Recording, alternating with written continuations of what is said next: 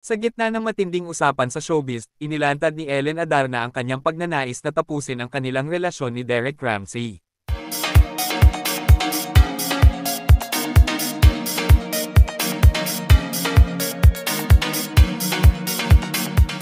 Sa kanyang mga social media post, ibinahagi niya ang mga alegasyon ng pagtaksil. May mga mensahe umano na nagpapatunay na may ibang babae si Derek kahit noong sila'y nagsisimula pa lang bilang mag-asawa.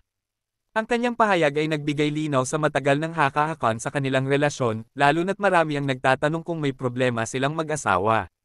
Ayon kay Ellen, hindi lamang simpleng intriga ang kanyang sinasabi kundi may resibo, mga screenshot na nagpapakita ng walang humpay na komunikasyon ni Derek sa tinutukoy niyang side chick kahit noong maaga pa lang ang kanilang relasyon. Nilinaw din niya na hindi ito isa sa mga ex-girlfriend ni Derek kundi isang matagal na kaibigan nito, bagay na lalo pang nagpapulala ng kanyang pakiramdam ng pagkadismaya at pagtataksil.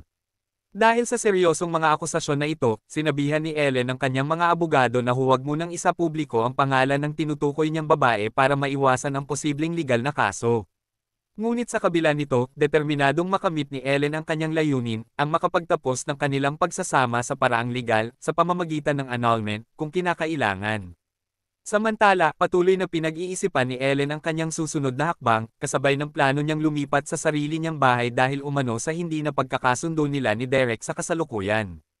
Bagaman may mga tsismis tungkol sa hiwalayan, patuloy siyang nagbibigay ng malinaw na pahayag sa publiko upang ipaglaban ang kanyang karapatan at dignidad bilang asawa at bilang ina, lalo na kung naniniwala siyang nasaktan at niloko siya.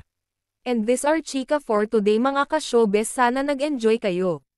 Don't forget to like, share, subscribe and click the notification bell for more updates.